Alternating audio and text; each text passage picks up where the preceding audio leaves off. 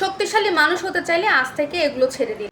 1 number, ছোট ছোট চিন্তা ভাবনা বাদ দিয়ে দিন। আপনি যদি শক্তিশালী মানুষ হতে চান তাহলে আপনি ছোটখাটো বিষয়ে চিন্তা ভাবনা বাদ দিয়ে বড় বড় চিন্তা করুন। আপনি বড় বড় চিন্তা ভাবনা নিজেকে নিয়োজিত করুন। যাদের বড় ব্যক্তিত্ব তারা কিন্তু বড় বড় চিন্তা ভাবনা করে যে তারা কিভাবে ওই কাজটা করতে পারবে, কিভাবে এই প্রজেক্টের কাজটা করতে পারবে, কিভাবে এক বিজনেস থেকে আরেকটা বিজনেসে এসে চলে যাবে, কিভাবে একটা অফিস থেকে বাড়িয়ে আরো দুটো অফিস দেওয়া যায়। অথচ আপনি ছোট্টখাট্ট বিষয় নিয়ে চিন্তা করছেন, ইস আমার খালা এই কথাটা বললো, ইস ওই আঙ্কেলটা এই কথাটা বললো, আরে আমার ভাই আমার সঙ্গে এরকম করলো।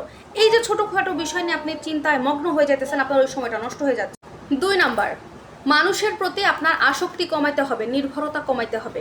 আপনি যদি মানুষের প্রতি আসক্তি হওয়াটা না কমাইতে পারেন, আপনি কখনো বড় হতে পারবেন না, আপনি শক্তিশালী হতে পারবেন না। আপনার যে কোনো মানুষের প্রতি আপনার আসক্তি কমাইতে হবে, তার উপরে নির্ভরতা আপনার কমাইতে হবে। আপনি যদি অন্যের প্রতি আসক্তি না কমান বা আসক্তি হওয়া বাদ না দেন, আপনি শক্তিশালী হইতে পারবেন না।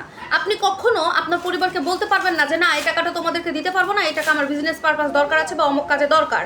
আপনি কখনো আপনার একটা স্টাফকে বলতে পারবেন না ওই কাজটা ওইভাবে করো না ওইভাবে করো, কখনো বলতে পারবেন না। আপনি প্রতি আসক্ত হওয়া কমান, নির্ভরতা কমান, দেখবেন আপনি শক্তিশালী হয়ে উঠবেন। হতেই হবে আপনাকে শক্তিশালী, আপনাকে স্ট্রং পার্সোনালিটির হতে হবে। আপনার যতটুকু দরকার, যতটুকু দায়িত্ব ঠিক ততটুকুই করতে হবে আপনাকে, এর বাইরে আপনি একটুও করবেন না, তবেই কিন্তু আপনি শক্তিশালী একজন মানুষ হতে পারবেন। 3 নাম্বার, কথা বলার পরে এদিক থেকে ওদিক, অর্থাৎ কথা পেঁচানো মানুষ, কথা রাখতে না পারা মানুষ কখনো শক্তিশালী মানুষ হইতে পারে। যে মানুষ আমানতের খেয়ানত করে সে কখনো শক্তিশালী হইতে পারে না। আমানতের খেয়ানতকারীকে আল্লাহ তাআলা কখনো পছন্দ করে না।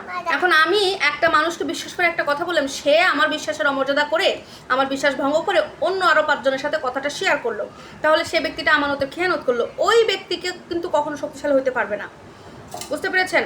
বা আমাকে ধরেন কেউ একটা কথা বললো, আমি সেটা না রাখতে পেরে আমি অন্য কাউকে বলে দিলাম, আমি আমানতকারী খেয়ানত করে ফেললাম, আমি কখনো শক্তিশালী হতে পারবো না। এই জন্য আপনি যদি শক্তিশালী হতে চান তাহলে আপনাকে অবশ্যই আমানতের খেয়ানত রাখতে হবে এবং আপনাকে সবসময় সততা নিয়ে চলতে হবে। একটা কথা শুধু সবসময় মনে রাখবেন, আমানত খেয়ানতকারী মানুষ কিন্তু খুব ভয়ঙ্কর হয়ে থাকে, এরা কখনো শক্তিশালী হয়ে থাকে না। 4 নাম্বার, যেখানে সেখানে কথা বলে দেওয়া, যে কোনো কথা বলা।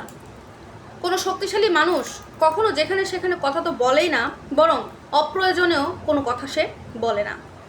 এটা হচ্ছে শক্তিশালী মানুষের লক্ষ্য। আপনি একজন পুরুষ মানুষ হিসেবে যদি আপনি শক্তিশালী মানুষ না হন তাহলে আপনি কি হবেন বলেন?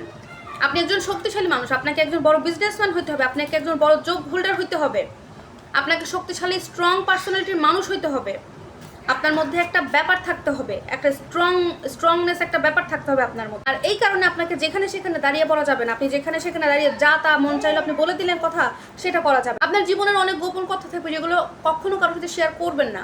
আপনার জীবনের পার্সোনাল কথা, আপনার পরিবারের কথা, আপনার স্ত্রীর কথা, আপনার ভাই বোনের কথা, যে কোনো কথা খবরদার যখন তখন যার তার সাথে শেয়ার করতে যাবেন না।